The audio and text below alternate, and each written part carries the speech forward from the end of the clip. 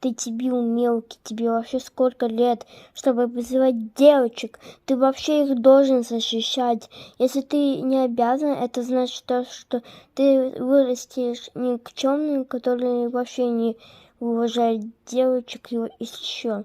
У тебя вообще никогда не будет друзей. Ты вообще меня понимаешь, то, что ты без причины на Мию кричишь? Да, дебил. Да чтоб к тебе относились все друзья с матерью. А мне пофиг будет. Если тебе будет даже... Ой, как... Что тебе будет очень больно, все такое.